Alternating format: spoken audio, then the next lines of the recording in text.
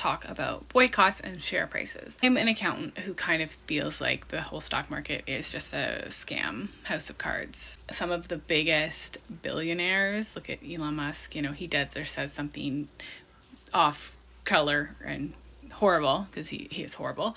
He does any of those things, and then all of a sudden the next day, he's lost $50 billion.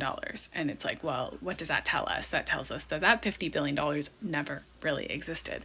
So all of his net worth is based on projected future value of his stock holdings. Okay. So that is kind of how all of it works.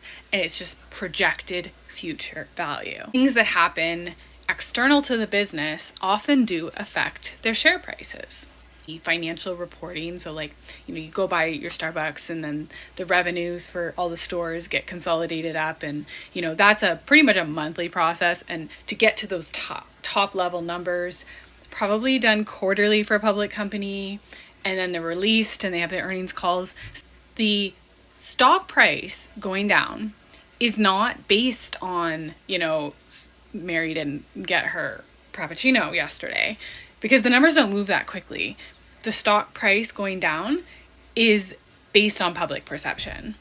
Not only do we need to not be buying and giving our money to these companies, but we need to be loud about it, and as many investors need to know that that's happening as possible.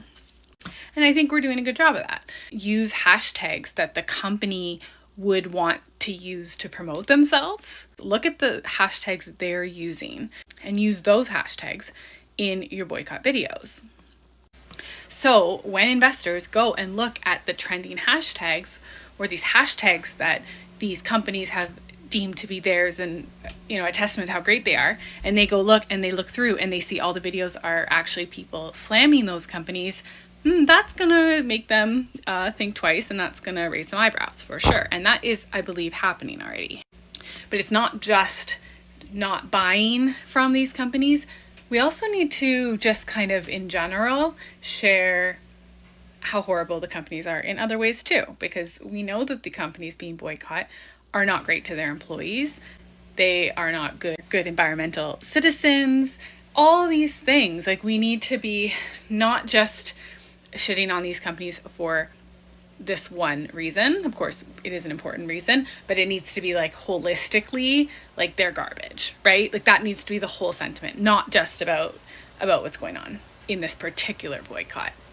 And I'm all like talking a lot about revolution lately, because I think that, if revolutions have happened in history and they didn't have social media, like what is our excuse to not have one? Anyway, I just wanted to speak a bit about share price, because I do see people referencing the fact that the share prices have gone down, and I wanted to kind of give a bit more context of like how that happens.